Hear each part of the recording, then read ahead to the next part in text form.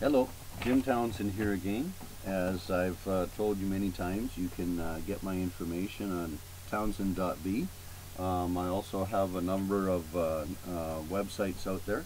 If you go to my blog, GentileDefenseLeague.org, you can find this paper that I'm just about to read to you here. I love to put all of my information into Datamorph. Datamorph is artificially intelligent software emulation of a human brain. It's comprised basically of a database that I've designed so that you can put any and all of your information in it and link it together. It has a programmable business layer which allows you to set it up for literally any scenario or situation or business.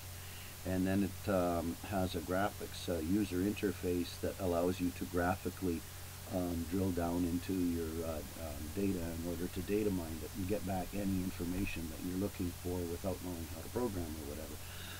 So I put everything into my Datamorph applications. When I first tested it, I took the entire epistemology from the Encyclopedia Britannica and programmed it all in there just to prove to myself that it was capable of handling any of these situations. And I have any number of databases. I have a genealogy database, got about 2,500 family members in it. I even took the whole Bible and programmed it into Datamorph. Now Datamorph has truth tables, so it shows you when there's contradictions. And the Bible is just full of contradictions, you know, like it's amazing. People get onto the TV and they're watching CSI and I watch them, they pick out the tiniest little nuances, and this can't be because of that and everything else. An incredibly intelligent man, but you can't fool on TV program. Well, it fall lock, stock, and barrel for the Bible. So what's that, mind manipulation? Well, of course it is. So in the course of programming it all in there, of course, I took in this genealogy, and you see the queen claims to be sitting on Christ's throne, so this is her genealogy. So I wrote this little paper, you know that I like to write my one-page brochures. I wrote this little paper called A British Royal Riddle. Contrariwise, continued Tweedledee, if it was so, it might be, and if it were so, it would be, but being as how it isn't, it ain't. That's logic. Riddle me this, riddle me that, said the riddler. Here's a riddle for you. My son fathered his own grandsons, but not exactly in the way as did my second cousin on my father's side, who was also my mother's uncle. I married two of my cousins who were the daughters of my mother's brother and of my father's cousin's son. My father married my wife's aunt, who was his uncle's granddaughter. My mother married her great-grandfather's brother's son. One of my grandfathers married his sister, and my other grandfather is their brother's grandson, which makes my father his own cousin. My grandmother is my mother's great aunt. Who am I? Well, of course, I'm talking about Jacob, the deceiver, the liar. Jacob, the guy that takes the omnipotent, omniscient God and puts him in a headlock and gives him a noogie, and then he's blessed as Israel. God makes him Israel, ruler of God and man. Do you know that's how Jacob, the skinny little liar, became the ruler of God and man? Yep.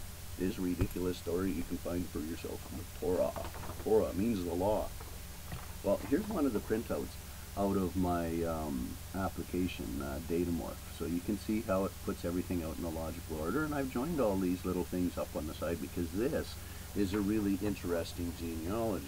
Because here's why, okay? From the most humble of beginnings, mighty empires grow, such as was the birth of the nation of Israel and the British Empire. British is a Hebrew term meaning people of the covenant. Jacob means to deceive, and Israel means ruler of God and man.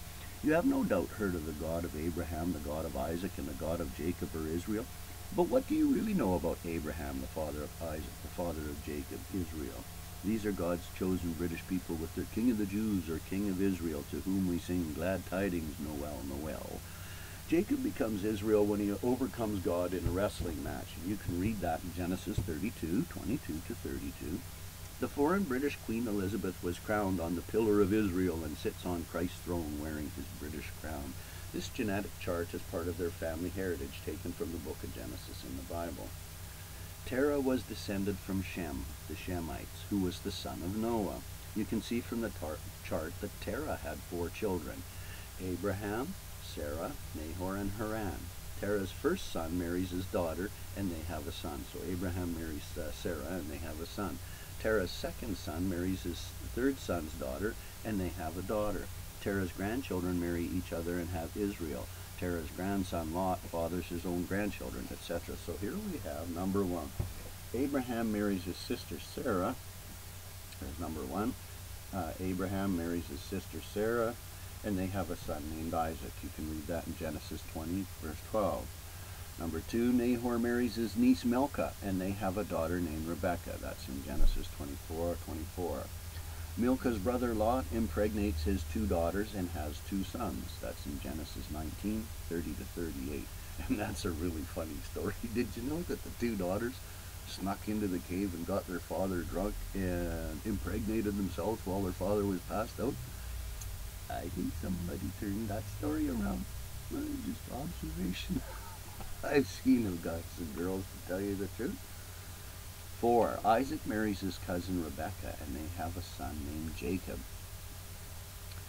Jacob marries his mother Rebekah's two nieces, his cousins Leah and Rachel. You can read that in Genesis 29:14-30.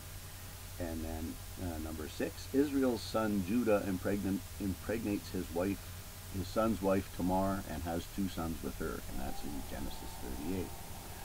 So from the hillbilly sexual gymnastics in the gypsy tents of the warrior tribes issued the sons of God. All the inbred royal families of Europe claim this lineage as the divine rulers in right of the Jewish God of ancient British Israel. You see, all of the royal families of Europe are these inbred people. That's who they claim. That's why they have their claim to royalty. A close scrutiny of their biblical fairy tales quickly shows these inbred sons of Noah have been feuding like the Hadfields and McCoys, and breeding like them too, with each other, and robbing anyone they get near as far back as they have been recording their own history. Some things just never change, like religious wars, but do you notice how the crimes against humanity become greater in magnitude and progressively more atrocious? Can we survive the whims of despotic, ecclesiastical, legal, financial subjugation? Abraham became very rich by pimping off his sister wife Sarah to a pharaoh and a king. You can read that in Genesis 12:13-20. Since it works so well for Daddy, Isaac tells Rebekah to pull a sister act and enriches himself quite nicely out of a similar deal. Genesis 26. So these guys are marrying their sisters and pimping them off. Really nice. Oh yeah, that's got to be spiritually, divinely inspired. Israel is not quite so inventive and just rips off his uncle Laban after marrying his daughters. You can read that in Genesis 31. Should one be taking the dreams and visions of such characters as the gospel truth on mere faith alone? Now you know why they want you to have faith. At one time they didn't even allow people to read the Bible. They killed you if you read the Bible, because you can't do that, only a priest can do that. And of course that kept people retarded right down. The inbred bar mitzvah sons of the divine law association, spreading their dubious ecclesiastical peace and legal slavery system, are the 12 wandering tribes of Israel, whose monarch wears the jaded crown of their British God and stands with her feet in many nations. The crown rewrote and owns the right to the Bible. Well, that's convenient, isn't it? And that's a literal truism. If you look in your Bible, King James Version, you'll find that the copyrights are owned by the crown. The same crown that says, this Bible says that we're the sons of God. And the King James Bible is legally printed by the Oxford University Press. A university prints a Bible? Wonder if Britain looks at the rest of the world as a business. Of course they do. We're just goyim slaves to be farmed. And you know what's really interesting is if you get yourself a Black's Law Dictionary, the 3rd edition, look up the definition of a farmer. It's a tax collector. That's what a tax collector was originally called, a farmer. Here's another really interesting term if you're a Canadian. Look up Canadian jumper and ask yourself where that term came from. Well, got to sign off as another 10-minute segment. Peace, y'all. Love you. Take care. We'll get through this together.